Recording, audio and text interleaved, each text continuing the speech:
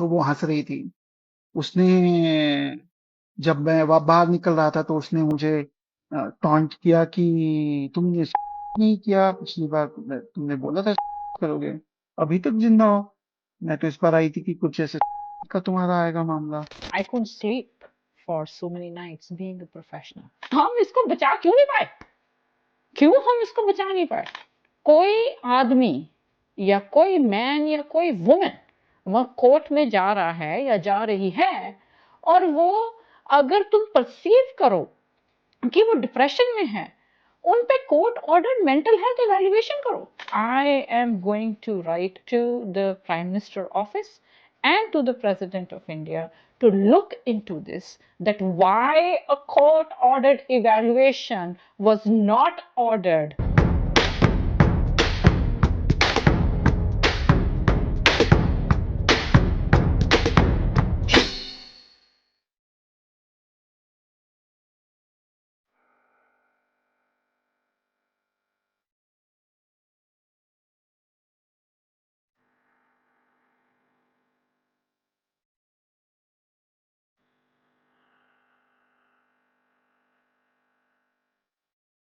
My this video giving my perspective being a clinical psychologist in Europe, UK, and in US. The recent suicide committed by Atul Subhash, a young guy who wrote a 94 pages suicide letter. Because this happened in India, it will be a mixture of English and Hindi. I'm very sorry that I am unable to do it in one language, because what I have to say is a lot. It's coming from here, from my heart. 24 pages suicide letter which he has written. 90 minutes is the video which I watched his video. तो जो पहले हमें पता था कि सिर्फ बायस होता है और दिखता ही है बस, लेकिन अब ये बोल भी रहे हैं ओपनली कि हम जो करना है मन में आएगा हम करेंगे। मेरी मदर इन लॉ ऑब्वियसली उस दिन वहां पर थी, तो वो हंस रही थी। उसने जब मैं बाहर निकल रहा था तो उसने मुझे टॉन्ट किया कि तुमने नहीं किया पिछली बार, तुमने बोला था करोगे, अभी तक जिंदा हो। मैं तो इस बार आई थी कि कुछ ऐसे का तुम्हारा आएगा मामला। और मैं बस अ, जो भी एक आदमी फ्रस्ट्रेशन में पैर पटकता हुआ निकल सकता है, क्योंकि हम तो भाई लॉ अबाइडिंग लोग हैं ना, तो हम तो कुछ कर नहीं सकते। पैर पटकता बाहर निकल गया और परेशान होता रहा, और काफी सोचा मैंने। और मैंने अब ये समझ में मुझे आया कि शायद मेरी पत्नी और मेरी मदर इन लॉ और जो चाहते हैं वो शायद सही है कि मैं, और इसी से शायद सब कुछ बंद होगा। तो ठीक है, ये स्टेप मैं लूंगा। जो मेरे कर्तव्य हैं अपनी फैमिली के, माता पिता भाई के लिए एक्सेट्रा, वो मैं कंप्लीट तब से कर रहा हूँ। और अब आई थिंक अपने सारे काम निपटा चुका हूँ। तो अब मैं अ, और यही सही रास्ता है। I couldn't sleep for so many nights being a professional, because looking at the reaction of the people, I went through many videos. काफी लोगों ने कमेंट किया है, अटॉर्नीज ने, एडवोकेट्स ने, लोगों ने, प्रोफेशनल्स ने, सब वहाँ पे बात क्या कर रहे हैं?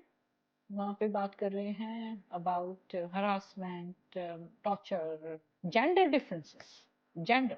There are many men in India who are going through this and who are tortured. It's not only him, many of them, but they are never unfolded. They are doing things under the cover, killing themselves, harming themselves.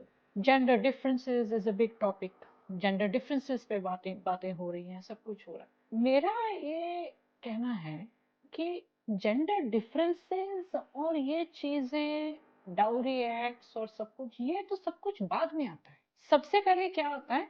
Mental health, mental health act, mental health act 2017 of India,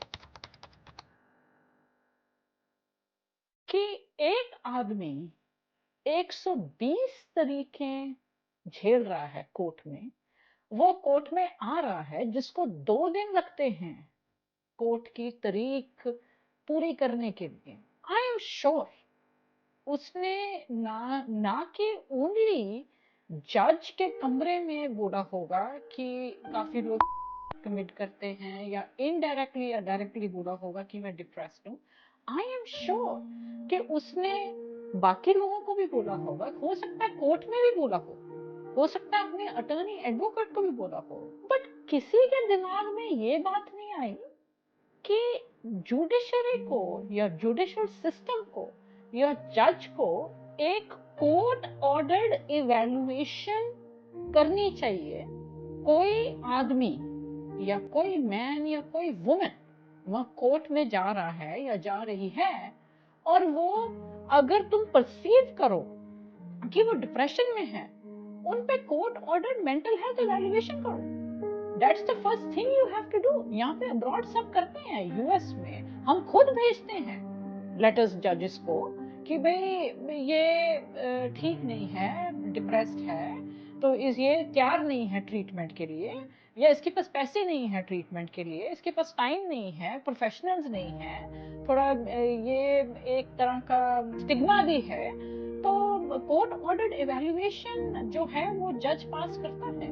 तो यहाँ पे court evaluation क्यों नहीं pass on हुई? क्यों ये नहीं सोचा गया कि इस इंसान की एक मेंटल हेल्थ इवैल्यूएशन कोई गवर्नमेंट ने कोई खोला होगा, कोई गवर्नमेंट के अपने इंस्टीट्यूशंस होंगे, साइकेट्री के इंस्टीट्यूशंस होंगे जो कोर्ट के साथ लिंक्ड होने चाहिए, और वहां पे लोगों को भेजना चाहिए, अतुल जैसे लोगों को, कि भाई अगर इनको ट्रीटमेंट की जरूरत है, इनको मेडिकेशन की जरूरत है, और अगर ये डिप्रेस्ड हैं, और उस हिसाब से जब तक साइकेट्रिस्ट या वो इवैल्यूएशन ये नहीं कहती कि ये आदमी मेंटली या ये औरत मेंटली फिट है, तब तुम उसको कोर्ट में बुलाओ 120 और तरीक आफ्टर तरीक आफ्टर तरीक, राइट? ये क्या, ये मजाक हो रहा है क्या?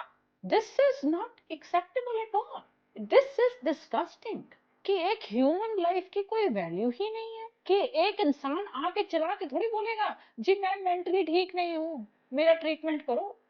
ये तो हम लोगों को, प्रोफेशनल्स को, जुडिशरी को, जजेस को, इन सबको देखना चाहिए कि भाई हाँ ये आदमी कहीं डिप्रेस तो नहीं। एक जान को हम बचा सकते थे, but very sad time has come that we need some reforms, not only in a judicial system but also in the mental health acts of India.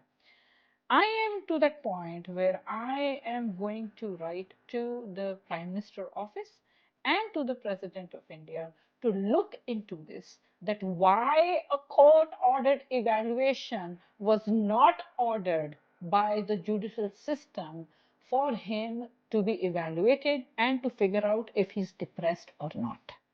Gender differences, ये चीजें ये तो सब बाद में आती हैं, पहले तो हमें ये देखना है कि हम इसको बचा क्यों नहीं पाए, क्यों हम इसको बचा नहीं पाए। Very sad, it's a failure of human rights too, it's a failure of human rights, to be honest. That's all I want to say, and to be honest, I am going to take action over this. I'm not going to sit back.